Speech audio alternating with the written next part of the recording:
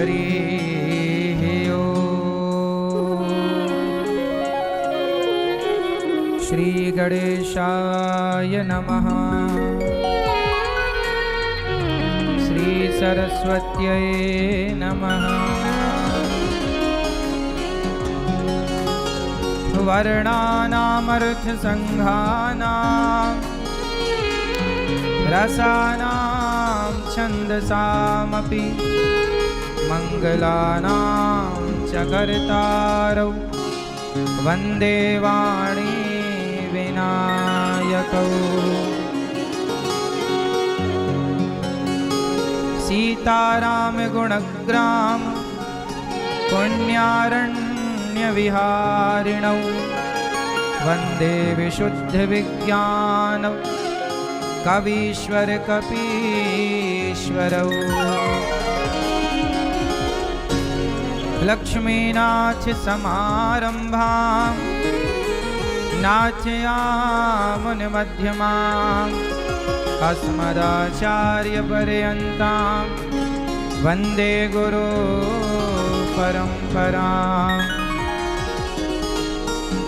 जय जय श्री राधा रमण, जय जय नवल किशोर, जय गोपी चित चोर प्रभु, जय जय माखन चोर, जय जय माखन चोर। राधा मेरी मात है, पिता मेरे घनश्याम, इन दानों के चरणों में मेरा कोटि कोटि प्रणाम, मेरा कोटि कोटि प्रणाम। आए हो तो प्रेम से लो हरि का नाम, सब भक्तों को अनिरुद्ध की जय जय राधे श्याम। जय जय राधे श्याम, जय जय राधे श्याम, जय जय सीताराम। तू अंतर्यामी सबका स्वामी, तू अंतर्यामी सबका स्वामी, तेरे चरणों में चारों धाम।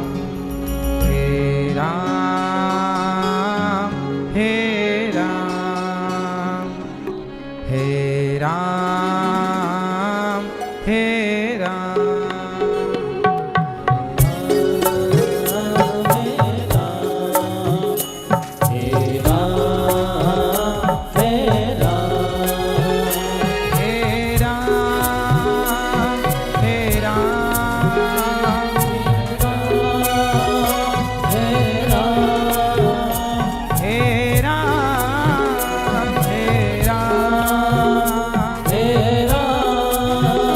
हे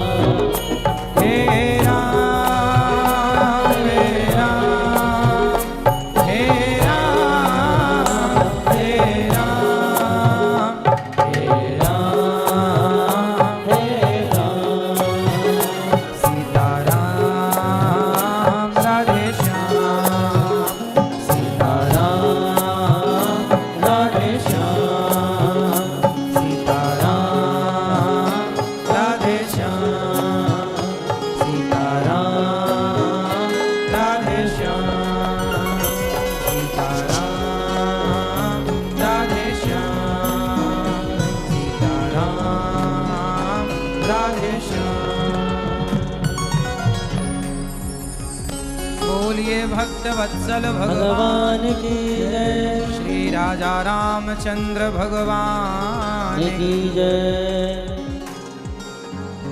जय जय श्री सीताराम, जय जय श्री सीताराम। सबको जय श्रीमन्नारायण, जय श्री कृष्णा, राधे राधे, जय गौरी गोपाल, जय श्री सीताराम,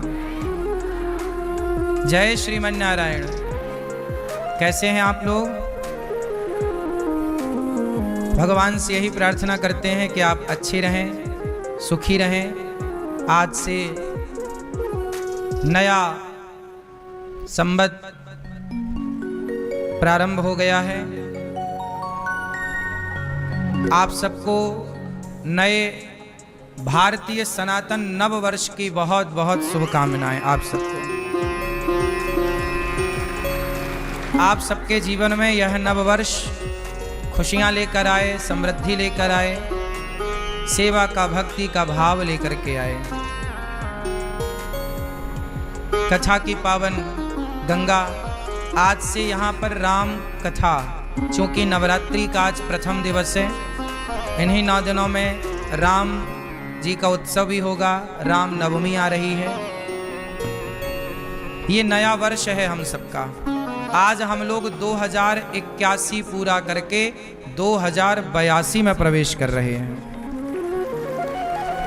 हिंदू नववर्ष संवत 2082, सारी दुनिया 2025 में है, हम सनातनी 2082 में पहुंच गए।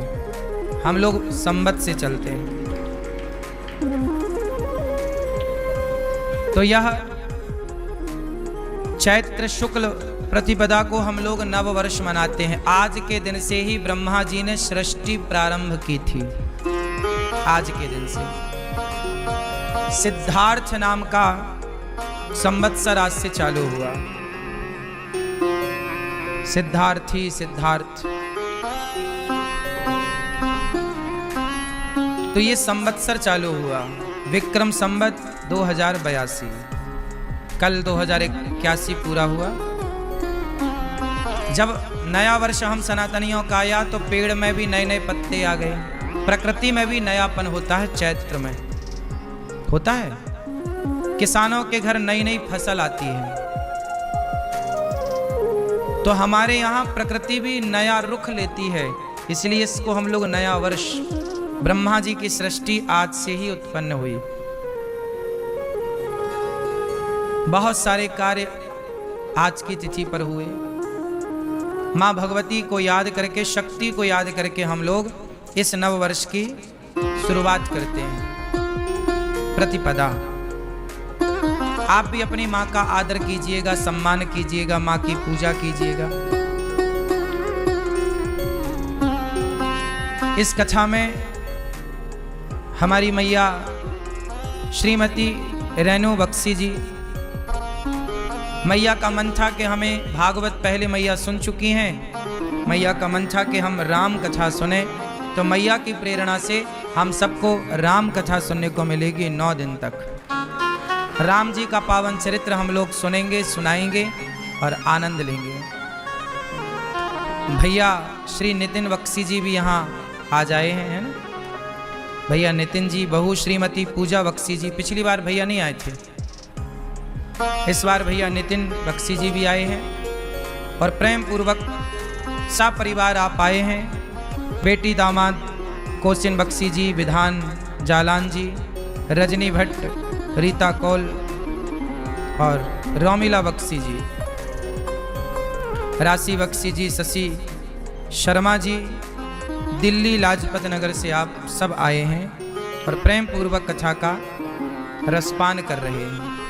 आप सबका बहुत बहुत स्वागत, बहुत बहुत वंदन, अभिनंदन। भगवान राम की कथा गोस्वामी तुलसीदास जी ने रामचरितमानस लिखी, वाल्मीकि जी ने रामायण लिखी। जो रामायण सुनता है, जो रामचरितमानस सुनता है, जो राम की कथा सुनता है, उसका लोक परलोक संवर जाता है। कुल कृतार्थ हो जाता है, पवित्र हो जाता है राम की कथा सुनने से, राम का गुणगान सुनने से। हनुमान जी सदा क्या सुनते हैं? राम कथा सुनवे को रसिया, राम कथा सुनवे को रसिया, और राम लखन सीता मन। तो हनुमान जी राम कथा बहुत सुनते हैं। तो जहाँ जहाँ जब जब राम कथा होती है हनुमान जी पहुँच जाते हैं राम कथा सुनने के लिए। हनुमान जी बड़े रसिक हैं राम कथा के। हनुमान जी प्रथम श्रोता हैं राम कथा के। अच्छा, जब राम की कथा होती है तो हनुमान जी सभी भक्तजन प्रेम से राम जी का गुणगान सुनते हैं। सुनो, राम की कथा तो स्वयं राम जी भी सुनते हैं। अयोध्या में राम जी को सबसे पहले राम कथा किसने सुनाई थी? हैं? लवकुश ने। राम जी के बेटे हैं लवकुश। महर्षि वाल्मीकि जी से उन्होंने राम कथा पढ़ी, क्योंकि सीता मैया वहीं थी। लवकुश वहीं जन्म लिए महर्षि जी के आश्रम में। उस समय लवकुश के बारे में लोग नहीं जानते थे, सबको ये लगता था ये ऋषि पुत्र हैं। तो वो अयोध्या गए और उन्होंने बढ़िया राम कथा सुनाई लोगों को, तो लोगों को लगा ये तो बढ़िया है। फिर राम जी तक बात पहुंची तो राम जी बोले भैया हमारे सामने लाओ। तो राम जी की सभा लगी और बीच में राम जी ने लवकुश को बिठाया और सबसे पहली बार राम की कथा स्वयं राम ने लवकुश के मुख से सुनी थी, अपने पुत्रों के मुख से।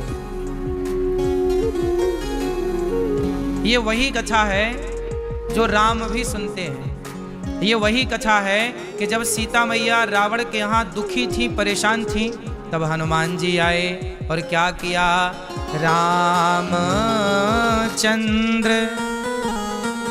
गुण वरने लागा, रामचंद्र गुण वरने लागा, सुनते ही सीता कर दुख भागा। जैसे हनुमान जी ने राम कथा सुनाई अशोक वाटिका में, लंका में, पेड़ पर चढ़कर, अशोक पर चढ़कर जब राम कथा सुनाई तो सीता मैया का राम कथा, राम का गुणगान जैसे ही गाया तो सुनते ही सीता कर दुख भागा। सीता मैया का सारा दुख भाग गया राम की कथा सुन के। ये है राम कथा। जीवन में कितना भी दुखी व्यक्ति हो, परेशान हो, वो बस भगवान की कथा सुन ले, अपने आप उसका सारा दुख समाप्त हो जाता है। आज लोग दुखी क्यों हैं? क्योंकि भगवान से वंचित हो गए, संसार में इस तरह उलझ गए कि भगवान के लिए समय ही नहीं मिला, भगवान का चिंतन ही नहीं हो सका। अच्छा ये बताओ, रामायण किसने लिखी? बोलो। वाल्मीकि जी ने। और रामचरितमानस किसने लिखी? रामायण और रामचरितमानस ये दोनों अलग अलग है, दोनों राम का यशगान कर रहे हैं। पर रामायण को लिखा गया संस्कृत भाषा में और रामचरितमानस को किस भाषा में लिखा गया? क्यों मैया? मैया किस में? अवधी। कौन सी भाषा? अवधी भाषा। तुलसीदास जी कौन है? नाभादास जी लिख रहे हैं कि वाल्मीकि तुलसी भय, त्रेता के वाल्मीकि जी ही कलयुग में तुलसीदास बन करके प्रकट भये और उन्होंने राम कथा का विस्तार किया, राम कथा को जन जन तक पहुंचाया। क्योंकि वाल्मीकि जी ने जो भाषा लिखी संस्कृत, संस्कृत को जानने वाले लोग सतयुग त्रेता द्वापर में तो थे, कलयुग में भी हैं तो बस जरा से। तो फिर राम की कथा जब भाषा संस्कृत है तो फिर सब तक कैसे पहुंचेगी? तब वाल्मीकि जी को कलयुग में फिर प्रकट होना पड़ा तुलसीदास जी के रूप में। और तुलसीदास जी ने वही कठिन वाल्मीकि रामायण को संस्कृत भाषा से ट्रांसलेट किया और उन्होंने सरल से सरल हिंदी भाषा, अवधी भाषा में रामचरितमानस को लिखा। अवधी भाषा कहाँ बोली जाती है? भारत में, पूरे भारत में कहाँ पर अवधी भाषा बोली जाती है? हैं? अयोध्या में। ये जो अयोध्या क्षेत्र है, ये पूरे अयोध्या क्षेत्र में अयोध्या है, गोंडा है इत्यादि, ये सब अवधी भाषा है, अवधी भाषा बोली जाती है। तो वहां की भाषा में गोस्वामी जी ने, चूंकि राम वहां के हैं, तो जहां के राम हैं, तो राम की भाषा, राम की मातृभाषा में रामचरितमानस लिखी गई। राम जी की मातृभाषा क्या है? अवधी। इसलिए रामचरितमानस को लेकर के हमारे देश में विवाद भी होता है कि तुलसीदास जी ने ऐसा क्यों लिखा, ऐसा क्यों लिखा। उन लोगों को ये समझ नहीं आता कि रामचरितमानस अवधी भाषा में लिखी गई, तो जो भाषा अवध में बोली जाती है, कई बार उन शब्दों को दूसरे लोग नहीं पकड़ पाते, नहीं जान पाते। कुछ शब्दावली ऐसी होती है, कुछ भाषाएं ऐसी होती है जो केवल आप समझते हैं, क्योंकि वो आपकी मातृभाषा है। अब जैसे पंजाब की भाषा है, पंजाबी है। अब पंजाबी आपस में कोई बात करे तो हिंदी वाला नहीं समझ पाएगा, और हिंदी भाषी गांव का व्यक्ति और अपनी गांव की शुद्ध खड़ी भाषा में बात करे तो पंजाब का नहीं समझ पाएगा, क्योंकि हर भाषा का अपना अपना क्षेत्र है ना, कि वो जब तक ना जाना जाए नहीं समझ पे आएगा। अब जैसे गांव की भाषा में है तवा, आप बता सकते हैं तवा किसे कहते हैं? हैं? हाँ, शुद्ध भाषा। चौका है, बिलना है, बेलन है, कटोरी है, लोटा है, लुटिया है, गिलास है, गिलसिया है, संसी है। ये बहुत सारे नाम हैं जो सबको नहीं पता, लेकिन आपको पता होंगे आपके क्षेत्र की भाषा में। तो भाषा वस्तु वही है, पर चूंकि नाम बदल गए, चूंकि भाषा बदल गई। अब जैसे ताड़ना है, एक कोट करके मैं आपको बताऊं, रामचरितमानस की एक चौपाई है, ढोल गंवार शूद्र पशु नारी सकल ताड़ना के अधिकारी। इस चौपाई पर बड़ा विवाद होता है कि तुलसीदास जी ने ऐसा क्यों लिख दिया, ढोल गंवार शूद्र पशु नारी सकल ताड़ना के अधिकारी। क्या स्त्री ताड़ना की अधिकारी है? ढोल गंवार शूद्र पशु नारी, 5 लोगों का नाम ले लिया तुलसीदास जी ने। तो बोले क्या नारी ताड़ना की अधिकारी है? अब देखो विवाद हो गया, नेता लोग रामचरितमानस को जलाने लग गए, क्योंकि उन्हें इतनी अक्ल नहीं है कि रामचरितमानस जिस भाषा में लिखी गई है, एक बार वहां जाके उस भाषा में उस शब्दावली का अर्थ खोज के आए। देखो ऐसा है ना, आपके यहाँ ताड़ना शब्द का अर्थ क्या होता है? ताड़ना मतलब क्या होता है आपके यहाँ? फलाने ने हमें ताड़ा, ताड़ लिया। ताड़ना शब्द मतलब आपके यहाँ ताड़ना शब्द का प्रयोग होता है? बोलो हाँ कि ना। क्या होता है ताड़ना मतलब? हैं? कूदना, देखना। ताड़ना मतलब होता है देखना। फलाने ने हमें ताड़ लिया, मीन्स देख लिया। अच्छा, कहीं पर ताड़ना शब्द का अर्थ मारना भी होता है कि ताड़ो मतलब मारो। तो ताड़ना शब्द के 2 अर्थ हो गए। कहीं पर ताड़ना मतलब देखना होता है, कहीं पर ताड़ना मतलब मारना होता है। अब रामचरितमानस में जो ताड़ना शब्द है, अब वहां पर देखने के अर्थ में प्रयोग होगा कि मारने के अर्थ में लगेगा, ये तो तभी पता लगेगा जब आप अवध जाओ।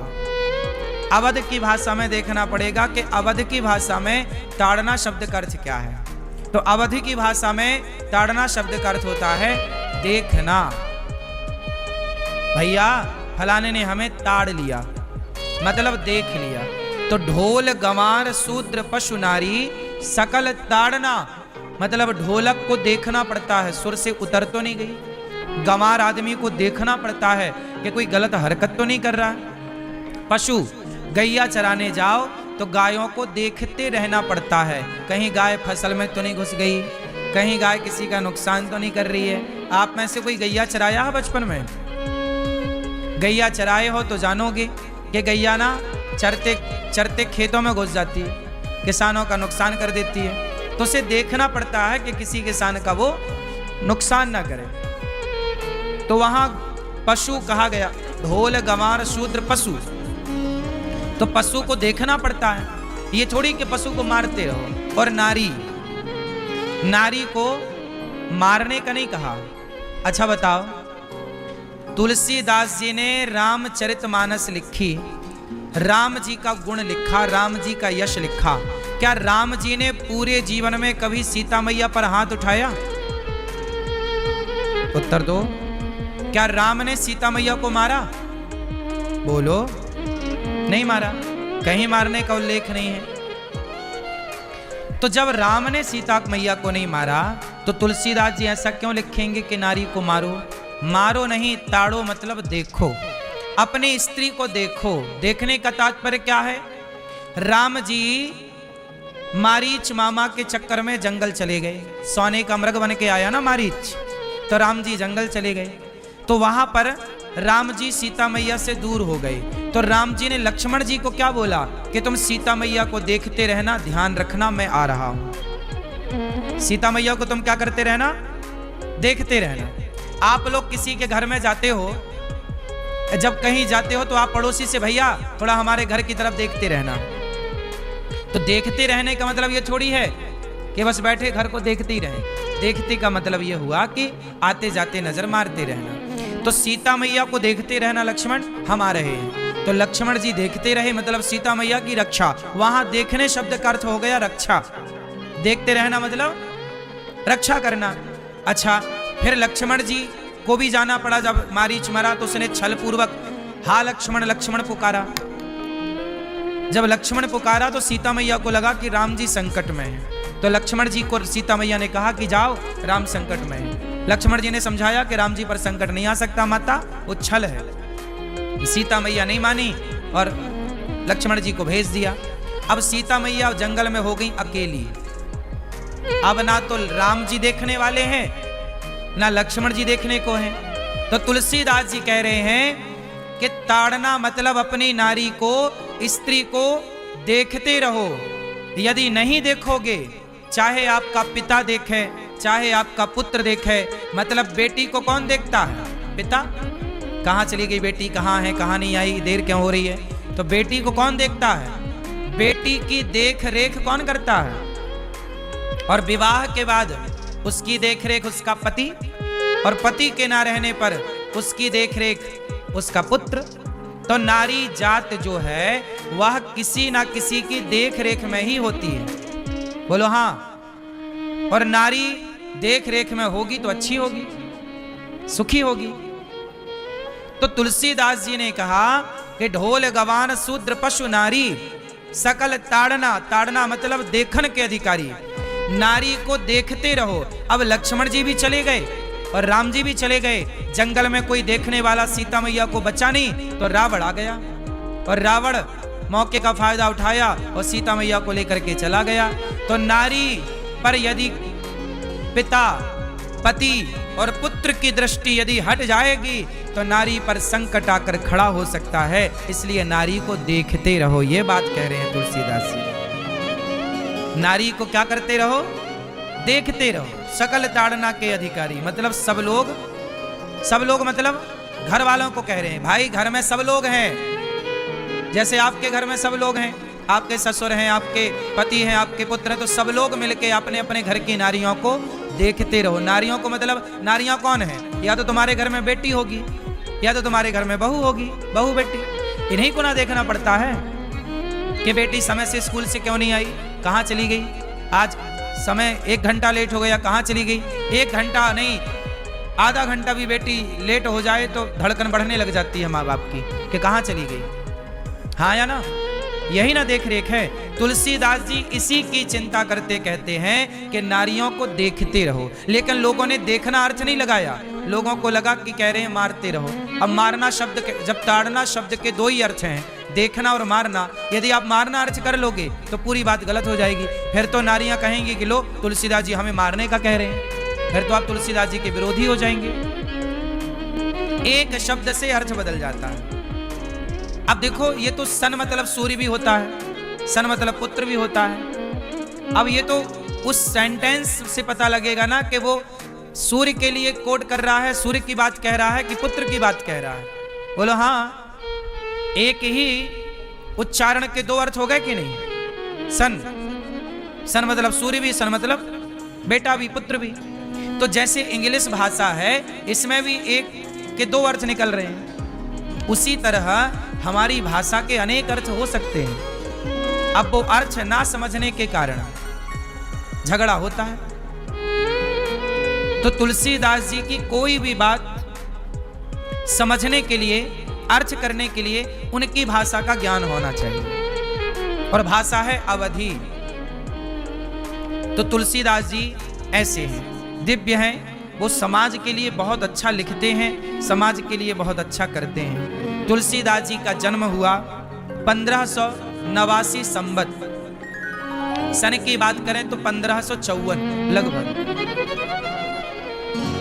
तुलसीदास जी का जन्म जब हुआ तो इनकी माता की मृत्यु हो गई। जन्म के कुछ समय बाद पिता की मृत्यु हो गई। जो इनको रोटी दिया करती थी इनकी माता, पड़ोस की माता, एक मासी माँ, वो भी कुछ दिनों बाद मर गई। तो समाज में ये भ्रांति हो गई कि भाई तुलसीदास जी को जो रोटी देता है, इस बच्चे को जो खाना देता है, वो मर जाता है। तो तुलसीदास जी को लोगों ने रोटी देना बंद कर दिया। बचपन से ये जन्म लेती राम बोले थे, इसलिए इनका एक नाम पड़ा राम बोला। तुलसीदास जी का एक नाम है राम बोला। तुलसीदास जी जब पैदा हुए तो इनके पूरे पूरे दांत थे। तो लोगों को लगा ये तो बड़ा अपशगुन है, बच्चा पैदा होता है तो उसके दांत नहीं होते, लेकिन तुलसीदास जी पैदा हुए तो उनके सारे दांत थे। लोगों को लगा ये तो बड़ा अपशगुन है। समाज ने बहिष्कार कर दिया, उस बच्चे को रोटी पानी देना लोगों ने बंद कर दिया। जैसे तैसे वो पढ़ने काशी आ गए। हरि गुरु जी इन्हें मिल गए।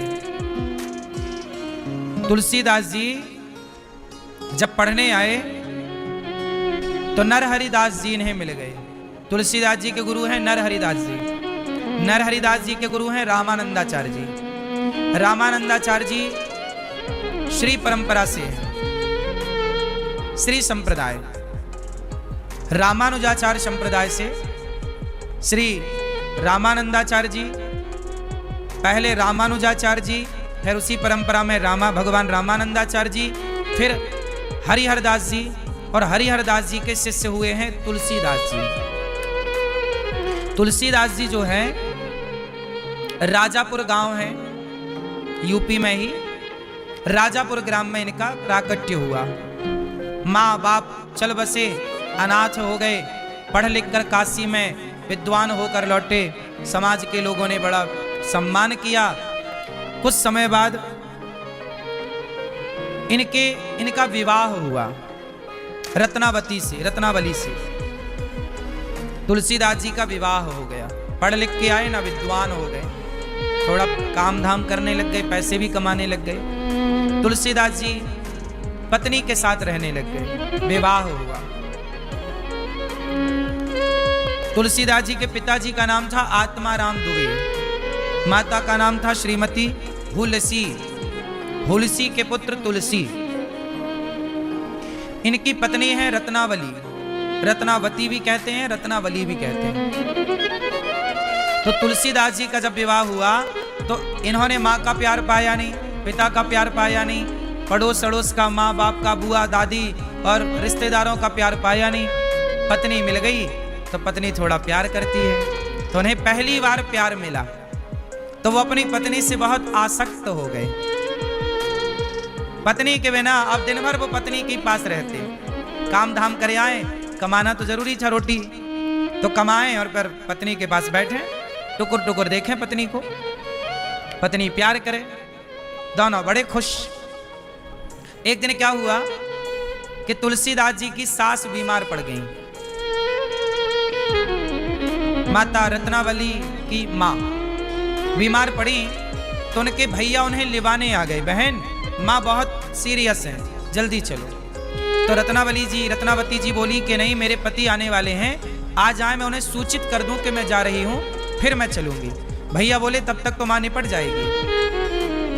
तो रत्नावती जी ने अपने पड़ोसन से कहा कि बहन हमारे पति आए तो बताना कि हमारे भैया आए थे, हमारी माँ बीमार हैं, तो अचानक जाना पड़ा, हमने भोजन बना के रख दिया है, आए तो ये चाबी है, ये दे देना और वो खा लें, और उनसे कहना कि मैं कल ही वापस आ जाऊंगी। माँ से मिल करके हाल चाल देख करके कल ही मैं वापस आ जाऊंगी। पड़ोसन को समझा बुझा करके रत्नावती जी चली गई अपने भैया के साथ। उनका गांव नदी के उस पार था,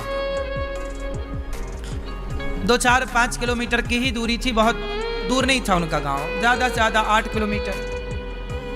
उस जमाने वो जमाना ऐसा था जब बैलगाड़ी से लोग आते जाते थे। तो पत्नी चली गई, वो अपने माँ के पास पहुंची। माँ की तबीयत धीरे धीरे सुधरने लग गई, माँ से मिली, वो माँ अब बिल्कुल स्वस्थ सी हो गई बेटी को देखकर। अब यहाँ तुलसीदास जी आए तो देखा घर में ताला लगा। तब पड़ोसन आए, तुलसी यहाँ आओ, वो देखो तुम्हारी पत्नी कल आ जाएगी, भैया लेवाने आ गया, तुम्हारी सास की तबीयत अचानक बिगड़ गई तो वो मायके चली गई है, कल आ जाएगी बोल के गई है, वहां तुम्हारे लिए भोजन बना के रख कर गई है, तुम जल्दी भोजन कर लो। तुलसीदास जी बोले कोई बात नहीं, कल आ ही जाएगी, कोई बात नहीं। ताला खोला, भोजन बना के रखे। भोजन को देखकर तुलसीदास जी बोले वाह मेरी पत्नी कितनी अच्छी है, देखो मेरे लिए भोजन बना के गई, अब बढ़िया भोजन कर रहे हैं। शाम हो गई, शाम से फिर रात हुई।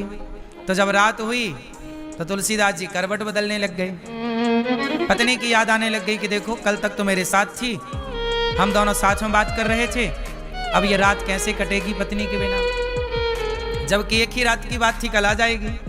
तुलसीदास जी बोले कल तो आ ही जाएगी, कोई बात नहीं, सोते हैं, पर उन्हें नींद ही नहीं आ रही है। इस करवट से उस करवट, उस करवट से उस करवट, रात के 10 बज गए, नींद नहीं आई।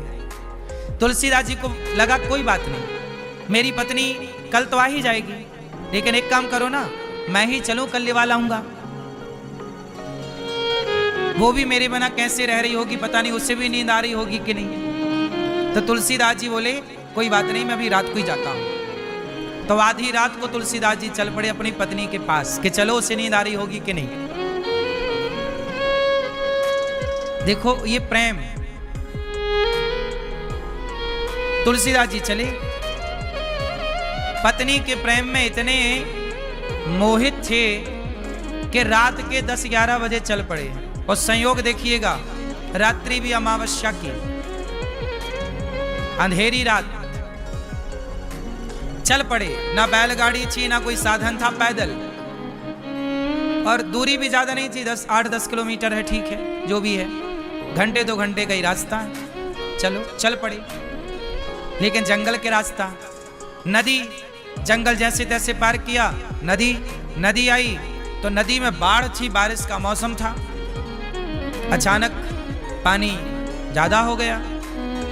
अब नदी कैसे पार करें, तो कोई मुर्दा बहता हुआ आ रहा था, उस मुर्दे को पकड़ लिया नाव समझकर, मुर्दे को पकड़ के तुलसीदास जी पार हो गए। मुर्दा, देखो पत्नी की याद, ध्यान किसका है, पत्नी का। और जब पत्नी की याद में तुलसीदास जी चले, पत्नी के घर पहुंचे, लेकिन रात को सब सो रहे थे। तुलसीदास जी को लगा कि यदि सास को जगाते हैं, तबीयत खराब है, कहीं टैना हो जाए, आधी रात को जगाएं, मरू ना जाए सास, तो सास को जगाना सही नहीं है। तो घर के पीछे की तरफ पत्नी के कमरे की तरफ गए। पत्नी का कमरा थोड़ा ऊपर था। संयोग देखिए कि उस समय पत्नी के कमरे में सांप घुस रहा था। रत्नावती के कमरे में कौन घुस रहा है, रात के बारिश का टाइम, सांप बिच्छू तो बहुत होते हैं गांव में, तो पहले आज भी बहुत होती हैं, तो सांप घुस रहा था। तुलसीदास जी को लगा वाह, मैंने कहा था ना मुझे नींद नहीं आ रही है, मेरी पत्नी को भी नींद नहीं आ रही है, देखो मेरे लिए रस्सी डाल रखा है। तुलसीदास जी ने सांप को रस्सी मान लिया और सांप की पूंछ पकड़ के चढ़ने लग गए। और सांप भी सांप है, सांप की पकड़ बड़ी मजबूत होती है। तुलसीदास जी ने सांप को पकड़ करके वो सच्ची उसके कमरे में गए। और जब कमरे में गए तो आवाज लगा रहे, रत्नावली खिड़की खोलो, रत्नावली। रत्नावली डर गई, कौन है। दीपक जलाया, देखा तो तुलसीदास जी। स्वामी आप आधी रात को तुम्हें नींद आ गई? हाँ मैं तो सो रही थी। अरे तेरे बिना हमें नींद नहीं आई। तो आप यहां कैसे आ गए कमरे में? तो उन्हें रस्सी डाल रखी थी। रस्सी कहाँ देखा, दीपक के प्रकाश से वो सांप था और डंडे से फिर बाहर किया उसको, ये तो सांप है। तुलसीदास जी बोले सांप है? हाँ, ये तो सांप पकड़ के आप चढ़ाए। और नदी कैसे पार की बिना नाव के? बोले नाव तुमने भिजवाई तो थी। मुर्दे को जब पकड़ाना तो मुर्दे की गंध तुलसीदास जी के शरीर में थी। सड़ा हुआ मुर्दा पता नहीं कब का बह रहा था, दुर्गंध आ रही थी। तुलसीदास जी से पत्नी ने कहा, स्वामी हाड़ मांस के देह से इतना प्रेम किया आपने, ये हमारा शरीर जो है ये हाड़ मांस का ही तो है। हाड़ मांस के शरीर से आपने इतना प्रेम किया कि आधी रात को आप एक रात ना रुक पाए, हमारे लिए दौड़े चले आए। हाड़ मांस के शरीर से इतना प्रेम है, भगवान से इतना प्रेम होता तो आपका कल्याण हो जाता। जितना प्रेम आप हमसे करते हैं, इतनी प्रीति भगवान से होती तो आपका कल्याण हो जाता। बस ये बात पत्नी ने कह दी। तुलसीदास जी टुकुर टुकुर पत्नी को देखते ही रहे और देखने के बाद पत्नी को प्रणाम किया। पत्नी को प्रणाम करके उसी रास्ते उसी खिड़की तुलसीदास जी वापस आ गए। और तुलसीदास जी ने समझ लिया कि बात तो सही है कि शरीर से हाड़ मांस से हमारी इतनी आसक्ति है, इतनी आसक्ति यदि भगवान के चरणों से हो जाए तो हमारा कल्याण हो जाए, हमारा उद्धार हो जाए। जीवन की सार्थकता यही है। तुलसीदास जी वापस आ गए और फिर अपनी पत्नी से फिर नहीं मिले। देखो वैराग्य किसे कहते हैं। पत्नी भी कोई बात कहे तो कई बार पत्नी नहीं, पत्नी के मुख से मां सरस्वती कुछ कहलाना चाहती हैं। इसलिए आप लोगों के लिए मैसेज है तुलसीदास जी की इस कथा से कि जितना प्रेम हम लोग शरीर से करते हैं, शारीरिक अटैचमेंट हम लोगों का जितना है, इतना अटैचमेंट काश भगवान से हो जाए तो हम सबकी नैया पार हो जाए। पर बुढ़ापे तक हम लोग वासनाओं से, विषयों से मन को हटा नहीं पाते। वही तुलसीदास जी सारे भारत का भ्रमण करते हैं और फिर रामचरितमानस की रचना करते हैं। तुलसीदास जी राम कथा लिखकर सुनाते तो हनुमान जी सुनने आते। कहां से शुरू हुई राम जी की कथा? गोस्वामी जी लिख रहे हैं, वर्णानाम अर्थ संघानाम रसानाम छंदसामपि मंगलानाम च कर्तारौ वंदे वाणी विनायक। अक्षरों, अर्थ समूहों, रसों, छंदों और मंगलों की कामना करने वाले, मंगल करने वाली माँ भगवती सरस्वती जी और गणेश जी की वंदना गोस्वामी जी करते हैं। वंदे वाणी विनायक, गणेश जी की वंदना। मंगल करने वाली माँ सरस्वती जी की वंदना। भवानी शंकरौ वंदे, भवानी पार्वती शंकरौ, शंकर की वंदना करते हैं। वंदे श्रद्धा विश्वास रूपिणौ, श्रद्धा और विश्वास के स्वरूप भगवान शंकर पार्वती की वंदना कर रहे हैं। तुलसीदास जी सीताराम गुणग्राम पुण्यारण्य विहारिणौ, भगवान श्री सीताराम चंद्र जी के गुण समूह रूपी पवित्र वन में विहार करने वाले विशुद्ध विज्ञान संपन्न कवीश्वर और कपीश्वर। कवीश्वर मतलब वाल्मीकि जी और कपीश्वर मतलब हनुमान जी, दोनों की वंदना गोस्वामी जी करते हैं। अच्छा, तुलसीदास जी से हम एक चीज तो सीख लेनी चाहिए। तुलसीदास जी सबकी वंदना करते हैं। सबको वंदना मतलब सबको प्रणाम करते हैं। किस किस को प्रणाम करते हैं? तुलसीदास जी मूक हों ही बाचाल, पंगु चढ़हि गिरिवर गहन, जासु कृपा सुदयाल, द्रवहु सकल कलिमल दहन। मूक हों ही बाचाल, जब भगवान कृपा करते हैं तो गूंगा भी बोलने लग जाता है। मूकम करोति वाचालम पंगुम लंघयते गिरिम यत्कृपा तमहम वंदे परमानंदम माधवम। अच्छा बताओ, गूंगा भी बोलता है कि नहीं? जब भगवान कृपा करते हैं तो गूंगा भी बोलने लग जाता है। क्यों भैया? ओ मोबाइल चलाने वाले भैया, जब भगवान कृपा करते हैं तो कौन बोलता है? गूंगा। और लंगड़ा भी पहाड़ लांग जाता है। कब? इसलिए कहते हैं जब भगवान कृपा करते हैं तो असंभव भी संभव कर देते। भगवान है ना, कर तुम अकर तुम अन्यथा कर तुम सर्व सामर्थ। भगवान से बड़ा सर्वशक्तिमान कौन होगा? तो भगवान सब कुछ करने की सामर्थ्य रखते हैं। ऐसे भगवान को प्रणाम कर रहे हैं। फिर कहते हैं वंदौ गुरुपद कंज। गोस्वामी जी गुरु जी को प्रणाम कर, बिना गुरु के ये सब संभव नहीं है। तुलसीदास जी ने जो पढ़ा लिखा वो किससे? गुरु जी से। हमने जो पढ़ा लिखा किससे? गुरु जी से। जो पाया गुरु जी से। तो गुरु के बिना गति नहीं है। इसलिए जिनके जीवन में गुरु नहीं है उनका गुरूर समाप्त नहीं होता।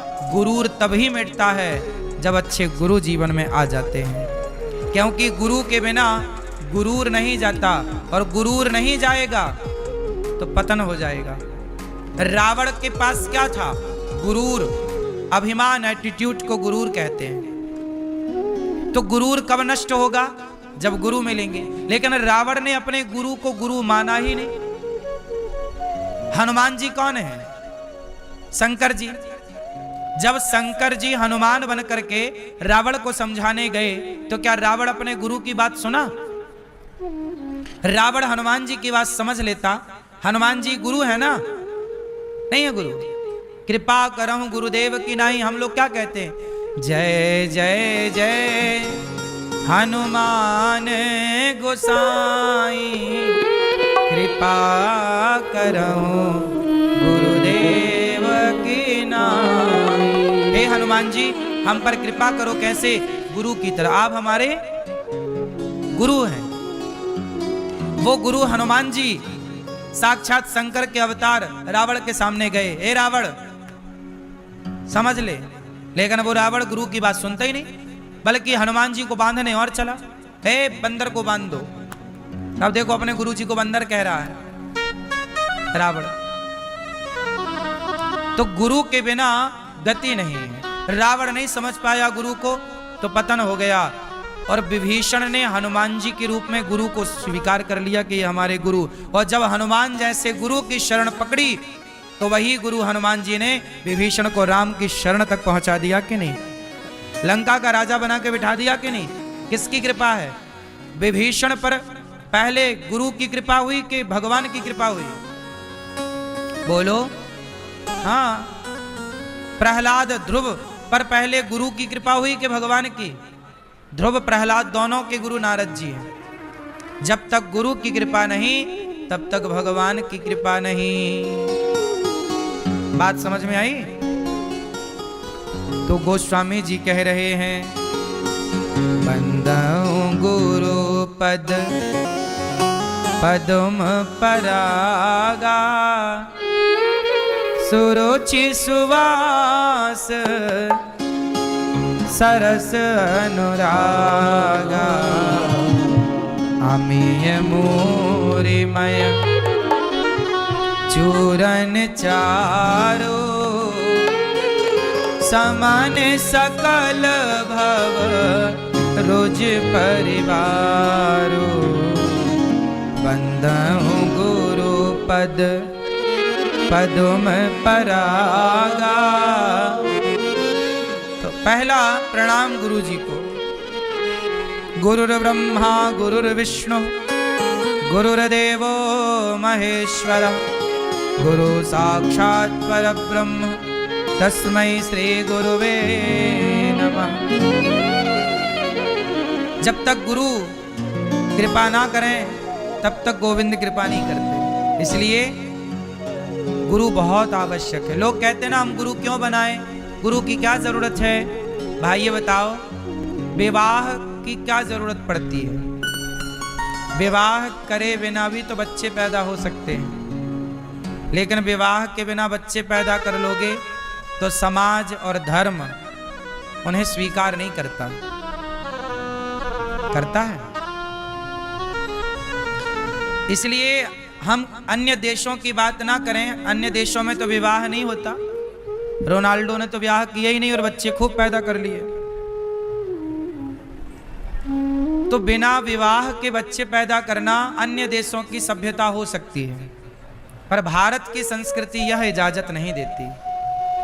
हमारे यहाँ एक परंपरा है, पहले विवाह करो, फिर विवाह के बंधन में बंध करके फिर संतान उत्पत्ति करो। वह लीगल है, सही है। उसी तरह जैसे विवाह करने से एक स्त्री और एक पुरुष का सदा सदा के लिए एक संबंध जुड़ जाता है। बोलो हाँ। विवाह के बाद ही एक संबंध जुड़ता है, संबंध को मान्यता मिलती है।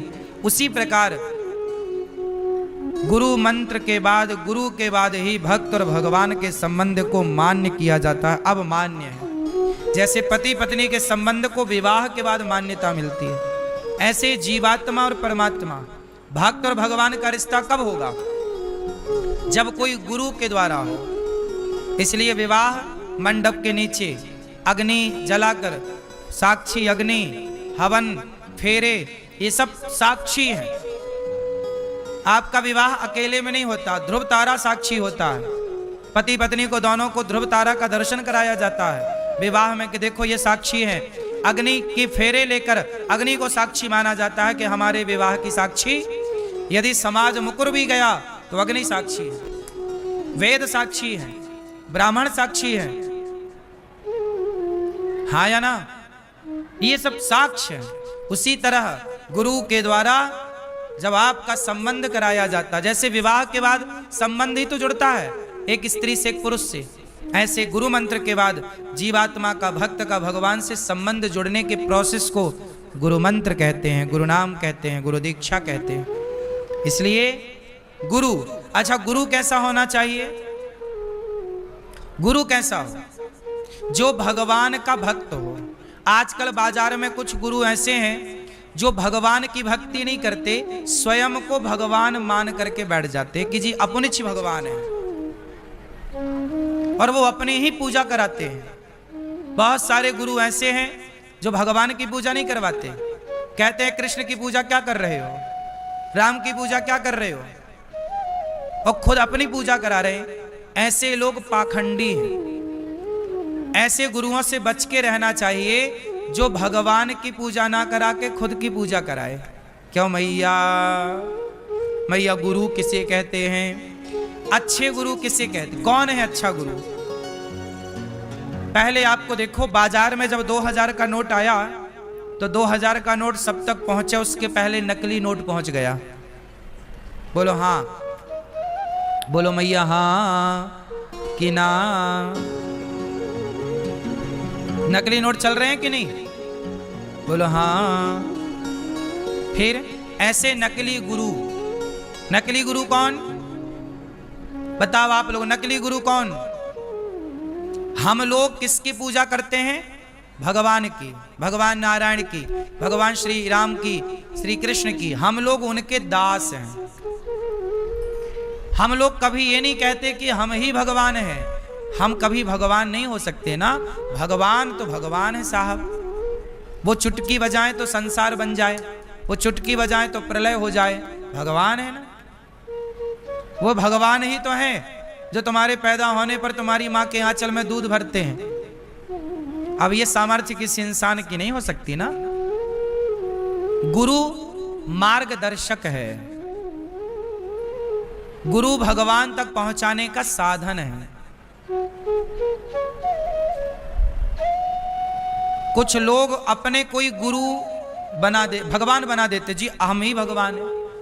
और शिष्य लोग गुरु जी को ही भगवान मान के उनकी पूजा करते हैं। फिर उन्हें राम की जरूरत नहीं, कृष्ण की जरूरत नहीं, वो नारायण की पूजा नहीं करते। बोले हम तो बस गुरु जी की पूजा करते हैं, हमारे लिए तो गुरु जी भगवान है। गुरु को भी भगवान की तरह माना गया है, पर किस गुरु को? देखो, भगवान भगवान होना और भगवान की तरह होना, मां और मां के जैसी। क्यों? ये मेरी मां है और ये मेरे मां के जैसी है। अच्छा, ये मेरा पिता है और ये मेरे पिता जैसा है। ये मेरा भाई है और ये मेरे भाई जैसा है। अच्छा, क्या आप कभी कहती हो ये मेरा पति है और ये मेरा पति जैसा है? बोलो, हर जगह जैसा नहीं चलता। कुछ रिश्तों में तो जैसा चल जाएगा, माँ माँ जैसी, भाई भाई जैसा चलेगा, दौड़ेगा। क्यों? चलेगा ना। बहन बहन जैसी चलेगा, बिल्कुल, ये मेरी बहन जैसी है, चलेगा, दौड़ेगा। ये मेरा पिता है, ये मेरे पिता जैसा, बिल्कुल चलेगा। लेकिन ये मेरा पति है और ये पति जैसा है, चलेगा? तो कुछ रिश्तों में कुछ जगह ये नहीं चलता। उसी तरह गुरु भगवान के जैसा है। भगवान तो भगवान है साहब, भगवान की तरह कोई नहीं। जैसे पति और पति के जैसा, यहां ये बात लागू नहीं होगी। उसी तरह भगवान और भगवान जैसा नहीं, यहां भी ये बात लागू नहीं होगी। भगवान जैसा कौन है? केवल भगवान। भगवान जैसा कोई दूसरा होए तो बताओ, है कोई दूसरा? भगवान तो एक उंगली से पहाड़ उठा सकते हैं, कोई दूसरा होए तो बताओ। भगवान जैसे केवल भगवान है। इसलिए इंसानों को इंसान मानो।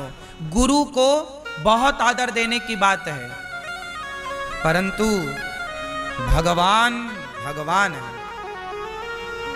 आप अपनी श्रद्धा से गुरु में भगवान को देख सकते हैं, पर गुरु जी खुद कहने लग जाएं कि हम भगवान हैं, तो फिर वो गलत है। बात समझ में आई? आप तो मानो अपनी श्रद्धा से जो आपको अच्छा लगे, लेकिन वो खुद कहें कि नहीं जी, तुम गोपाल जी की पूजा ना करो, नदी में बहा दो, तुम भगवान मंदिर से निकाल के नदी में बहाओ और हमारी ही पूजा करो, ये तो फिर मनमाना आचरण हो गया। इसलिए ऐसे गुरुओं से सावधान, जो खुद की पूजा करा रहे हैं और भगवान से आपको वंचित रखे हैं। खुद को भगवान कहने वाला पौंड्रक था, खुद को भगवान कहने वाला रावण था, खुद को भगवान कहने वाला कंस था। जो खुद को भगवान कहते हैं वो राक्षस होते हैं, वो गुरु भी नहीं होते। हाँ या ना? तो आज के कलिकाल में ये भी जानना बहुत जरूरी है कि गुरु कौन है। इसलिए भगवान का भक्त को गुरु कहा जाता है। गुरु किसे कहेंगे? जो भगवान का, बोलो अब बताओ, प्रहलाद जी के गुरु कौन? नारद जी। ध्रुव जी के गुरु कौन? नारद जी। वाल्मीकि जी के गुरु कौन? नारद जी। वेद व्यास जी के गुरु कौन? नारद जी। नारद जी सबके गुरु हैं। क्यों? क्योंकि नारद जी भक्त हैं, वीणा लेकर दिन भर क्या जपते हैं? श्रीमन नारायण श्रीमन नारायण। तो जो नारद जी जैसा भगवान का उपासक हो, जो भगवान का भक्त हो, वही आपका गुरु होना चाहिए। जिसके खुद के अंदर भक्ति नहीं है, वो आपको क्या भक्ति भरेगा? इसलिए नारद जी ध्रुव प्रहलाद के गुरु हैं, और वो नारद जी क्या जपते हैं? श्रीमन नारायण श्रीमन नारायण। बोलो हाँ। अब ऊपर देखो, भगवान लक्ष्मी नारायण बैठे हैं कि नहीं? भगवान श्रीमन नारायण मंदिर में, गौरी गोपाल भगवान, राधा कृष्ण भगवान, श्री सीताराम चंद्र भगवान। अब कोई आए बोले जी ये भगवान काहे बैठा, ये थोड़ी भगवान है, नदी में बहाओ और अपनी पूजा कराने लग जाए, तो वो महामूर्ख है ना, जो अपनी पूजा कराए और भगवान को बाहर कराए। हम लोग उसी परंपरा से, नारद जी की परंपरा से, नारद जी भी जपते हैं श्रीमन नारायण श्रीमन नारायण। बोलो हाँ। क्या जपते हैं नारद जी? और हम भी और आप भी क्या जप रहे हैं? श्रीमन नारायण। तो नारद जी को फॉलो करो। नारद जी से बड़ा गुरु कोई नहीं। हनुमान जी से बड़ा गुरु कौन? लेकिन वो हनुमान जी राम के पुजारी हैं या नहीं? राम रसायन तुम्हारे पास और सदा राम जी के द्वार पर राम द्वारे तुम रखवारे। हनुमान जी से बड़ा कौन होगा? लेकिन वो हनुमान जी जो पहाड़, देखिए पहाड़ तो भगवान कृष्ण भी उठाए और पहाड़ तो हनुमान जी भी उठाए, पर कृष्ण पहाड़ उठाए तो उन्हें भगवान कहा गया, हनुमान जी पहाड़ उठाए तो वो भगवान के भक्त हैं। हनुमान जी को भी हम लोग क्या कहते हैं? ये राम जी के भक्त हैं। हनुमान जी भक्त की कोटि में है, हनुमान जी भगवान की कोटि में नहीं है। बात समझ में आई? भगवान सब नहीं हो सकते ना मेरी मां। प्रधानमंत्री सारे हो सकते हैं? सब बन जाओ फिर प्रधानमंत्री। सब बन जाओगे तो प्रधानमंत्री की वैल्यू क्या रह जाएगी? भाई वैल्यू तो तब तक है ना जब तक एक है। बोलो हाँ, सारे राष्ट्रपति हो जाएं तो फिर राष्ट्रपति की वैल्यू क्या? क्यों मैया? एक ना होगा तो एको ब्रह्म द्वितीयो नास्ति, एक ब्रह्म, ईश्वर एक है। हनुमान जी कौन है? भगवान के भक्त हैं। बोलो हाँ। और वो भक्त क्या जप रहे हैं? श्री राम जय जय राम। आजकल लोग राम राम नहीं जप रहे हैं, कृष्ण कृष्ण नहीं जप रहे हैं, नारायण नारायण नहीं जप रहे हैं, जो मन में आ रहा वो जप रहे हैं। इसलिए अपनी प्राचीन परंपराओं को ना गवाओ। ये सब लोग ज्ञान भूल गए। आजकल कोई भी किसी को भी आप गुरु मान लेते हो। गुरु कौन है? जो भक्त है वो गुरु। मीराबाई ने किसे गुरु बनाया? रैदास जी को। मोची है, जूता सिलते हैं। जाति क्या है मायने नहीं रखती। रैदास जी क्या सिलते हैं? जूता। आपके पांव का जूता फट जाए तो लोग ले जाते और रैदास जी जरा सिल दो। वो जूता सिल रहे हैं। लेकिन वो जूता सिलने वाले रैदास जी इतने बड़े भक्त थे कि उनके कठौता में गंगा मैया प्रकट होती थी। तब से कहावत ना चालू हुई कि मन चंगा तो कठौता में गंगा, कठौता में गंगा। मन चंगा तो कठौता में। तो ये कहावत कब से स्टार्ट हुई? रैदास भक्त जो थे, रैदास जी, उनके बारे में लोगों ने अफवाह फैलाई। अरे बोले ये तो भक्त होने का नाटक कर रहा है। एक बार क्या हुआ कि रैदास जी जूता सिल रहे थे कि तभी उनके गांव के कुछ लोग ना, 2 लोग गंगा जी जा रहे थे। तो रैदास जी को पता लगा कि ये भैया हमारे गांव के गंगा जी जा रहे हैं। तो उन्होंने, रैदास जी ने कहा भैया ये हमारी दक्षिणा गंगा मैया को भेंट कर देना और ये चुनरी ले जाओ, ये दक्षिणा और ये चुनरी गंगा मैया को। हम तो जा नहीं पा रहे हैं, हमारी तो सामर्थ्य है नहीं किराया भाड़ा लगाने की, तो तुम जा रहे हो तो ये हमारी दक्षिणा, कुछ 1-8 पैसे उन्होंने दी होगी। कहा ये पैसे ले लो और ये चुनरी ले लो, ये गंगा मैया को हमारी तरफ से समर्पित कर देना। आज भी गांव में कोई गंगा जाए तो गांव के लोग अपनी अपनी तरफ से कहते भैया ये हमारी तरफ से गंगा मैया को भेंट कर देना, ये हमारी तरफ से, हम तो जा नहीं पा रहे हैं, आप जा रहे हैं तो आप ही दे देना। ऐसा है। तो रैदास जी ने दे दिया चुनरी और कुछ पैसे। अब वो दोनों आदमी गए तो उन्होंने चुनरी तो गंगा मैया को दे दी, जय हो गंगा मैया, ये रैदास जी ने चुनरी भेजी है। पर कुछ पैसे थे, उनको लगा यार काहे ये चढ़ाना, ये तो अपन चाय वाय पी लेंगे। तो पैसे नहीं चढ़ाए, और जब नहीं चढ़ाए और वापस जाने लगे तो गंगा मैया ने आवाज लगाई, ए रुक, मेरे रैदास ने वो भिजवाई थी दक्षिणा, कहां? अब तो ये डर गए, अरे गंगा मैया बुला रही, तुरंत दे दिया। गंगा मैया ने रैदास जी की, देखो देखो भक्ति देखना, रैदास जी जाति के मोची हैं, सिल रहे हैं जूता, पर प्रेम और भक्ति देखिए कि गंगा मैया आवाज लगा रही है उनके लिए। फिर क्या हुआ?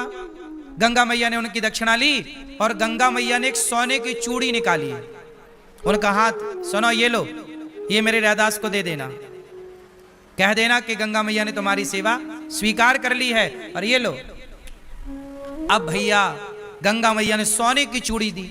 अब सोचो वो गंगा मैया ने ही जब दी होगी तो वो कैसी रही होगी। अद्भुत नक्काशी, अद्भुत डिजाइन, अद्भुत। अब वो दोनों के मन में पाप आ गया। वो जो दोनों आए थे नहाने, उनको लगा कि रैदास को कैसे पता कि गंगा मैया ने क्या दिया। अब वो गए और सुनार की दुकान में चूड़ी बेच आए। ये कहानी ऑन रिकॉर्ड लिखित में रैदास जी की घटना बहुत 400-500 साल पुरानी है। ये सब घटनाएं हैं, इसी कालखंड में ये सब घटी। तुलसीदास जी के टाइम पर ही ये सब आगे पीछे घटनाएं घटी हैं। तो रैदास जी, अब वो लोग सुनार को बेच दिए। अच्छा, सुनार तो बड़ा पारखी था। सुनार को लगा कि ये आभूषण सामान्य नहीं है, चलो राजा को भेंट करते हैं। अब उन्होंने तो पैसे बांट लिए, दोनों 50-50 दोनों गंगा नहाने आए थे।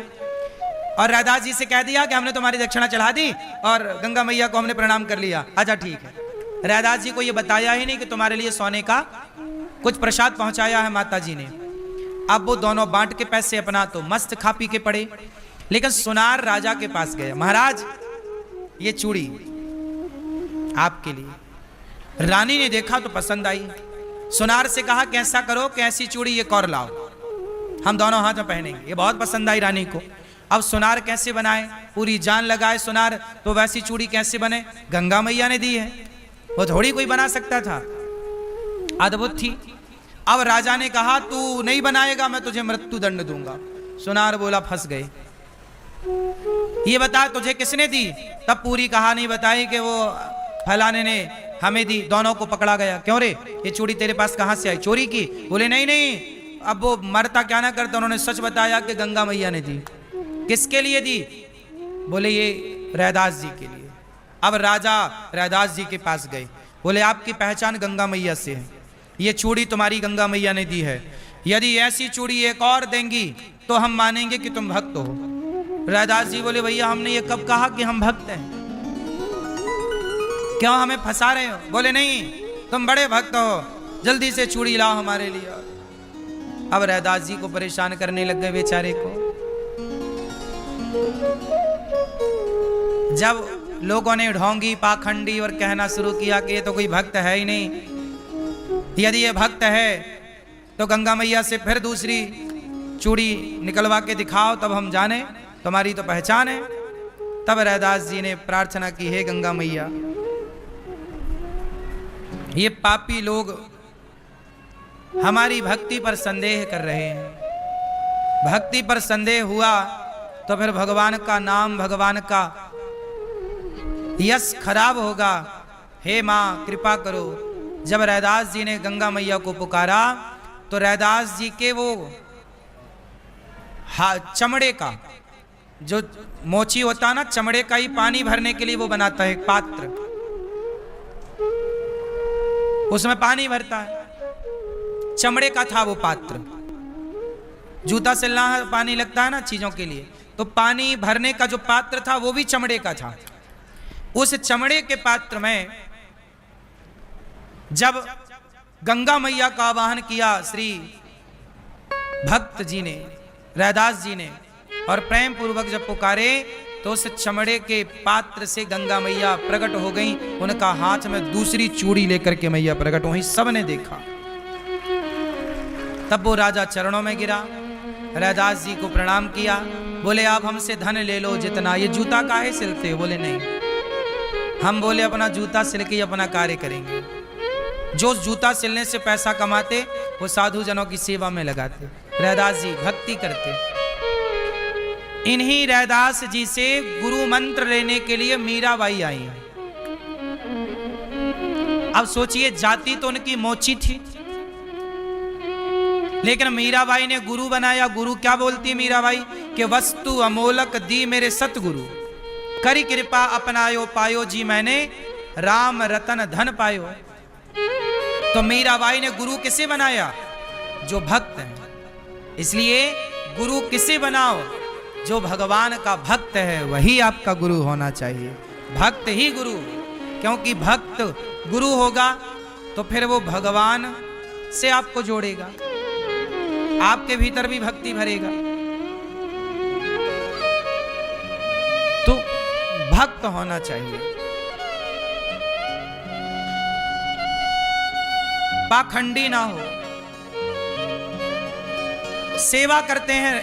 अच्छा, रैदास जी किस बल पर भगवान की भक्ति कर रहे हैं? रैदास जी जूता सिलते। एक बार क्या हुआ, रैदास जी के पास भगवान आए और भगवान ने इन्हें एक पारस मणि दी। पारस मणि का एक प्रभाव होता है कि जहां घिस दो वो सोना हो जाता है। तो भगवान ने कहा कि तुम साधु सेवा करते हो रैदास जी जूता सिल के जो पैसा कमाते ना, तो साधु सेवा करते, कोई इनके दरवाजे से भूखा नहीं जाता। अच्छा, पुराने जितने भक्तों को, संतों को देखा होगा, सब सेवा को बड़ा महत्व देते हैं, सेवा। इसलिए दास अनिरुद्ध उन्हीं संतों के बताए रास्ते पर चल रहा है। और गौरी गोपाल में भी सवेरे से शाम तक देखो हजारों संतों की, भक्तों की सेवा हो रही है, क्योंकि एक ही संकल्प, एक ही नारा, सेवा ही है धर्म हमारा। बड़े बड़े साधु संत यहाँ आते हैं और गौरी गोपाल की सेवाओं का अपनी आंखों से दर्शन करते हैं। ये सेवा है। रैदास जी जूता सिल के अपना पैसा सेवा में लगाते हैं। एक दिन भगवान आए, बोले ये पारस मणि ले लो। भगवान कैसे बनकर आए? साधु बनकर। बोले ये मणि ले लो। घिस के दिखाया, लोहे पे घिसा। अच्छा, इनके पास ना मोची के पास ना एक लोहे का इतना बड़ा वो होता है जिस पे रख के जूते पे कील मारते हैं, कील नहीं ठोकते, वो 3, 4, 5 किलो 10 किलो का होता है। उसको ना संत जी ने छुआ दिया तो वो बन गया सोने का। अब रैदास जी रोने लगे, बाबा जी अब सोने का बना दिया, अब हम जूता कैसे बनाएंगे? उसमें लोहा थोड़ा मजबूत होता है, सोना थोड़ा मजबूत नहीं होता लोहे की अपेक्षा। अब बताओ इसमें थोड़ी जूता बनेगा। बोले आपने सोने का, अरे बोले सोने का बना दिया, तुम सेवा करो। नहीं, ऐसे थोड़ी सेवा करनी है। रैदास जी गए और सोने का वो जाके गंगा जी में बहाए। और वो पारस मणि साधु जी ने कही ये लो। नहीं, हम नहीं छुएंगे, अपनी ले जाओ, हम खुश हैं, हमें चाहिए नहीं ज्यादा। देखो जरा संतोष देखिए, भगवान आ रहे हैं, पारस मणि दे रहे हैं। फिर क्या हुआ, इनके पास ना शालिग्राम जी थे। तो जब ये रात्रि को शालिग्राम भगवान को सुलाएं और सवेरे जब उठाएं तो 2 सोने की मोहर निकलती शालिग्राम जी के पास। मानो भगवान सपने में आके बोलते, रैदास तुम इतनी साधु सेवा करते हो, तुम्हारे पास पैसा होगा तुम और सेवा करोगे। रैदास जी बोले नहीं, हमें ज्यादा नहीं करना, जितना हम कमा रहे हैं उसी से करेंगे। अब शालिग्राम जी 2 मोहर रोज दें। तो रैदास जी बोले हे भगवान, तुम भी लालची हो गए हो क्या? सोने के पास सोते हो। तुरंत दोनों मोहर उठाए। तुलसी रैदास जी के बारे में लिखा है कि वो हाथ से नहीं मोहर उठाते, चिमटी से। वो रोटी नहीं घुमाती हो आप मैया चिमटा से, आप रोटी तवे से कैसे पलटाती हो? पकड़ने वाला नहीं होता, वैसे ही किसी चीज से पकड़ के मोहर उठाते ऐसे और ले जाके गंगा जी में छोड़ आते। मतलब हाथ नहीं लगाते उस सोने में, नहीं हमें हाथ नहीं लगाना। ऐसी निष्ठा थी कि हम जूता सिल के जो कमाएंगे उसी से सेवा करेंगे, मेहनत के पैसे से सेवा होगी। और दिन भर वो जूता सिलते जाएं, भगवान श्री सीताराम सीताराम भगवान का नाम जपते जाएं, भगवान से अथाह प्रेम आंसू बहते जाएं। बस मेरी माँ, भक्ति कहीं भी रह के की जा सकती है, किसी भी परिस्थिति में जूता सिलते सिलते भक्ति की जा सकती है।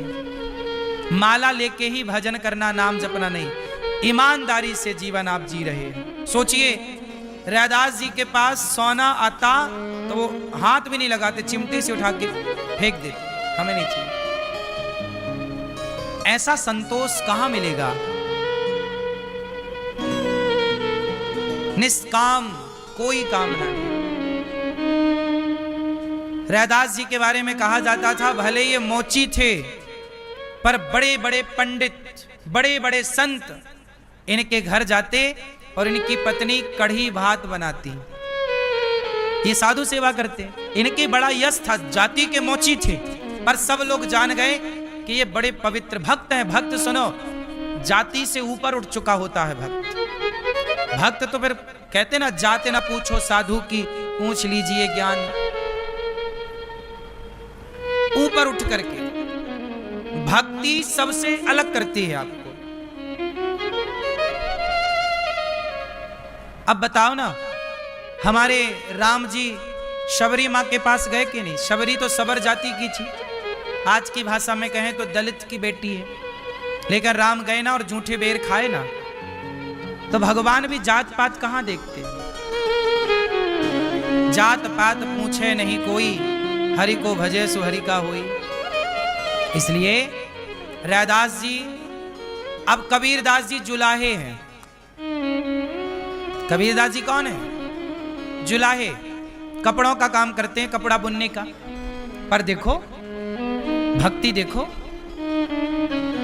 गोरा कुम्हार, कुम्हार जाति के हैं, घड़ा बनाते हैं, पर भक्ति देखो कि विठ्ठल भगवान उनके घर पे आते हैं। नामदेव जी दर्जी हैं, पर नामदेव जी 27 बार विठ्ठल भगवान ने दर्शन दिया।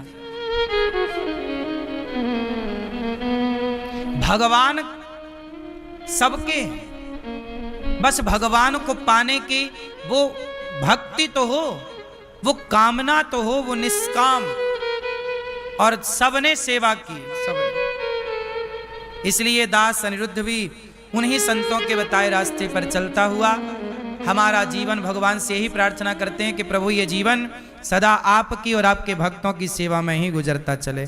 इसलिए गौरी गोपाल आश्रम में सवेरा होता है, हजारों साधु संता के भोजन प्रसादी करते हैं, अखंड रसोई चलती है, हजारों लोग प्रसाद पाते हैं। यही, और हम भी क्या करते हैं? हम किसी के घर चोरी नहीं करने जाते। हम भी, मोची रैदास जी का काम था जूता सिलने का, तो वो अपना जूता सिल के काम करते थे। हमारा काम है आपको कथा सुनाने का, तो कथा सुनाने से जो आप सहयोग करते हो, उसी पैसे से इतनी सारी सेवाएं चल रही हैं। आप लोगों से भिक्षा मांग लेते हैं और उसी भिक्षा से 30,000 लोग यहाँ नित्य प्रसाद पा रहे हैं। 290 वृद्ध माताएं यहाँ रह रही हैं, 150 बच्चे गौरी गोपाल गुरुकुल में यहाँ पढ़ रहे हैं। तो ये भी वही परंपरा की सेवा है। भगवान जब भी मिलते हैं ना, सेवा के बल पर मिलते हैं। तो रैदास जी को गुरु बनाया मीराबाई ने। हम आपको बस ये समझाना चाहते हैं कि गुरु कैसा होना चाहिए? गुरु भक्त होना चाहिए, परम भक्त, जो भगवान के सिवा और कुछ ना चाहे। यदि गुरु का मन आपके पैसे में लग गया तो फिर आप परेशान हो जाओगे, जब भी जाओगे गुरुजी पैसे। इसलिए यदि गुरुजी लालची हो गए और पैसे मांगने लग गए, तब तो चेला परेशान, फिर चेला दूर से भागेगा। ऐसा लालची गुरु भी ना हो। सोचिए, ये दास अनिरुद्ध गौरी गोपाल परिवार से करोड़ों लोग जुड़े हैं। आज तक यहाँ करोड़ों लोग जुड़े हैं, लाखों लोग गुरु मंत्र लेकर यहाँ से जा चुके, दीक्षा लेकर जा चुके। मैंने आज तक किसी से नहीं कहा कि तुम 2 रुपए तुम्हें देना ही पड़ेगा, तुम्हारी श्रद्धा है तो दो, नहीं है तो मत दो। पर मैंने आज तक किसी को जोर नहीं लगाया कि तुम दो, नहीं, आपकी आस्था है दो, नहीं है मत दो। मैंने किसी को नहीं इशारा किया कि तुम्हें इतना देना ही पड़ेगा। अभी हमारी मैया कई बार आ चुकी, कई बार इन्होंने जितनी सेवाएं की अपनी श्रद्धा से की। आज तक किसी प्रकार से नहीं कहा जाता कि आपको इतना 1000 रुपए देना पड़ेगा कि 5000 देना पड़ेगा, नहीं। ये हमारी मैया वर्षों से आ रही हैं यहाँ। मैया ने सभी संतों को खूब सेवा की, खूब बढ़िया प्रसाद बनवा के पवाया, लेकिन कभी किसी से हम नहीं कहते कि ये देना ही पड़ेगा। वो आपकी श्रद्धा है। आप 1 रुपए दें, 1 पैसा दें, 1 लाख दें, 1 रोटी दें, जो आपका मन, कभी हमने नहीं कहा। क्योंकि भगवान, हमें पूरा भरोसा भगवान पर है कि यदि कार्य भगवान करा रहे हैं तो फिर भगवान ही अपनी जिम्मेदारी से कराएंगे, वो खुद कराएंगे। हम क्यों चिंता करें? गौरी गोपाल में सब कार्य हो रहा, कोई हम और आप थोड़ी कर रहे हैं। भगवान आपको प्रेरणा कर देंगे, आप करेंगे, भगवान आपसे करा लेंगे। कोई इंसान कुछ नहीं करता। लेकिन जब व्यक्ति लालची हो जाता है ना, तो फिर वो अलग दिखने लग जाता है कि लालच है। इसलिए लोभ ना पैदा होने पावे। लोभ उतना ही हो जितने की जरूरत है। आपके जीवन में कितना लोभ होना चाहिए? रोटी, कपड़ा, मकान और शिक्षा। इतना लोभ करो जिससे रोटी आपको मिल जाए। आपके पास क्या होना चाहिए? रोटी हो, कपड़ा हो और मकान हो। ये बेसिक जरूरतें हैं, आवश्यकताएं हम सबकी, ये सबके पास होना चाहिए। ये जरूरतें हैं, नीड है हम सबकी। लेकिन इसके बाद क्या होती हैं? हमारी इच्छाएं। जब रोटी आपको भरपूर मिल जाती है, कपड़ा आप बढ़िया पहन लेते हो, जब आप अच्छे मकान बना लेते हो, जमीन जायदाद भरपूर हो जाती है, फिर आप किस पे जीते हो? इच्छाओं कि अब तो नाम हो, अब तो प्रतिष्ठा हो, अब तो लो, बस इच्छाएं। और वो इच्छाएं अच्छी नहीं है। जरूरतें पूरी हो सकती हैं, इच्छाएं पूरी नहीं हो सकती। इसलिए जीवन को जरूरतों के हिसाब से चलाओ, इच्छाओं के हिसाब से बिल्कुल ना ढालना। इच्छाएं तो रावण की पूरी ना हो सकी, इच्छाएं दशरथ जी की पूरी ना हो सकी, तो फिर हमारी और तुम्हारी इच्छाएं क्या पूरी होंगी? हाँ, हमारी और आपकी जरूरतें पूरी हो सकती हैं। बोलो हाँ कि ना। तो गोस्वामी जी सबको प्रणाम करते हैं और कहते हैं, बिनु सत्संग विवेक न होई, राम कृपा बिनु सुलभ न सोई। सत्संगत मुद मंगल मूला, सोई फल सिद्धि सब साधन फूला। बिनु सत्संग विवेक न होई, बिना सत्संग के विवेक नहीं होगा। सत्संग क्या करेगा? आपको विवेकी बनाएगा। इसलिए गोस्वामी जी कह रहे हैं, सत्संग करो सठ सुधे रही, सत्संगति पाई, पारस परस कुधात सुहाई। सठ सठ एक होता है मूर्ख, मूर्ख हृदय न चेत। एक होता है मूर्ख, एक होता है सठ। अच्छा, एक होता है खल, बड़ा खल आदमी है, दुष्ट। खल का मतलब क्या है? दुष्ट। खल किसे कहते हैं? बाढ़े खल बहु चोर जुआरा। खल किसे कहते हैं? जो दो काम करे, खाए और लड़े। खल मतलब जो खाए और, कुछ लोगों का काम होता है खाना और लड़ना, वही खल है। और एक बात और है कि जो खाए और लड़े वो खल, और जिसका खाए उसी से लड़े वो खल। उसी से लड़ जाता है, उसी का खाएगा और उसी से लड़ेगा। सठ सुधे रहे। सुधर सकता है कोई कब? जब सत्संग मिल जाए। कौन मिल जाए? बोलो मेरी मां। सत्संग मिल जाए तो सुधार हो सकता। कितना भी बड़ा अभागा हो, पापी हो, दुष्ट हो, सत्संग पाके सुधार हो सकता। सठ सुधरहि सत्संगति पाई। ए भैया बैठने दो, काहे परेशान करो, बैठने दो। सठ सत्संग कितना भी पापी हो सुधर जाए। अच्छा एक बात बताओ, सत्संग पाके कौन कौन सुधरा? नाम बताओ। कोई सुधरा? नहीं। अजामिल जैसा पापी, अजामिल बड़ा पापी था, पर अजामिल के घर कुछ संत आ गए और अजामिल की पत्नी का जो बच्चा होने वाला था उसका नाम संतों ने नारायण रखवा दिया और चले गए। केवल संतों ने पुत्र का नाम नारायण रखवा दिया। और अजामिल जब मृत्यु का समय आया तो अजामिल ने मरते समय केवल भगवान का नाम ले लिया। तो ये सत्संग के कारण अजामिल का उद्धार हो गया कि नहीं? जीवन में सत्संग एक बार आ जाए तो उसका प्रभाव आपके आखिरी दम तक रहेगा सत्संग का। इसलिए सत्संग जीवन में थोड़ा ही सही पर आना चाहिए। सठ सुधरहि सत्संगति पाई। कौन नहीं सुधरता बताओ? सत्संग किसे नहीं सुधारता और कुसंग किसे नहीं बिगाड़ता? कैकेयी माता तो राम की माता है, भरत की माता है। राम को दूध पिलाया है कैकेयी माँ ने, पर जब कुसंग मिला मंथरा का तो बिगड़ गई कि नहीं? बोलो। तो कुसंग पाकर के समाज बिगड़ जाती है, कुसंग पाकर के लोग बिगड़ जाते हैं। इसलिए कुसंग से बचो, अपने आप को हर कुसंग से बचाओ। आजकल तो घर घर कुसंग है, हर घर कुसंग है।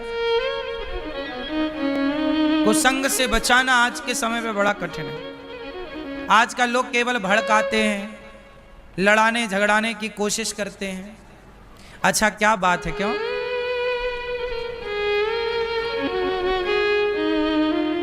सास को लगता है कि बहू मेरे बेटे का कान भर रही है, और बहू को लगता है कि सास मेरे पति का कान भर रही है। बोलो हाँ, सही है। बहू को लगता है कि सास सिखा रही है मेरे पति को। मेरा पति तो सास के कहने पे चलता है, और माँ को लगता मेरा बेटा तो पत्नी के कहने पे चल रहा है। अब बेचारा आदमी वो माँ के पक्ष में बोले तो घरवाली नाराज है, और घरवाली के पक्ष में बोले तो माँ नाराज है। तो करे क्या आदमी? स्त्रियां धर्म संकट में कम पड़ती हैं, पुरुष धर्म संकट में ज्यादा पड़ता है। इसलिए पुरुषों को अटैक जल्दी आता है, स्त्रियों को नहीं आता। ये फ्रैंकली बोल चाल के मस्त रहती हैं। ये तो अपना रोना माँ से रो लेंगी, माँ ऐसा बोल दिया। पुरुष बेचारा घुट घुट के फिर हो जाता है। सही है, पुरुषों को अटैक ज्यादा आता है। हार्ट अटैक किससे ज्यादा होता है? स्त्रियों की दर ज्यादा है कि पुरुषों की? बोलो क्यों? क्योंकि रिश्तों में ना पारदर्शिता नहीं है। आज रिश्ते क्यों बिगड़ रहे हैं? पारदर्शिता नहीं। सास को लग रहा है कि बेटा बहू के हिसाब से चल रहा है, बहू को लग रहा है कि पति सास के हिसाब से चल रहा है। अच्छा होता क्या, सब अपने अपने हिसाब से चलाना चाहते हैं। पुरुष को माँ चाहती है बेटा मेरे हिसाब से चले, पत्नी चाहती है मेरा आदमी मेरे हिसाब से चले। वो आदमी है कि गधा है? सब अपने अपने हिसाब से चलाना चाहते हो। उससे भी पूछ लो कि भैया तेरा हिसाब क्या है, उसके हिसाब से किसी को मतलब नहीं। क्यों भैया, सही है? इसलिए रिश्तों में क्या चाहिए? पारदर्शिता और अटल विश्वास, अटूट विश्वास, समर्पण। सास बिल्कुल माँ की तरह बिहेव करे और बहू बिल्कुल बेटी की तरह बिहेव करे, तब रिश्ते बढ़िया चलते हैं। आज समाज में सबसे ज्यादा चिंता है रिश्तों की, है या नहीं? शादी तुम्हारे बेटे की हो रही है, बेटी की हो रही है, वो विवाह तो हो रहा है, पर विवाह चलेगा कितने दिन? क्योंकि आजकल विवाह चल नहीं रहे हैं बिल्कुल, महीने 2 महीने भी। पहले विवाह नहीं होता तो विवाह होने की खुशी, अब हो रहा है, अब हो रहा है, अब हो रहा। फिर विवाह हो गया तो तलाक नहीं दे रही है, इसका दुख। फिर तलाक हो गया, फिर खुशी, अब तलाक हो गया, हो गया, हो गया। हाँ या ना? ये सब चल रहा है। ये सब क्यों चल रहा है? क्योंकि हमारे यहां सत्संग करना छोड़ दिया लोगों ने। पहले पति पत्नी दोनों सत्संग करते थे, दोनों को धर्म का ज्ञान था, दोनों धर्म के रास्ते से चलते थे। आजकल पत्नी अपने रास्ते से भटक गई, पति अपने रास्ते से भटक गया, और जब दोनों भटक गए और दोनों में एक भी भटक गया, अब जैसे राम की माता भटक गई, माता कैकेयी, मंथरा ने पढ़ा दिया। जब राम की माता भटक सकती हैं मंथरा के भड़काने से, तो आज की सामान्य स्त्री पुरुष भटक जाए अपने रास्ते से, तो आश्चर्य क्या है?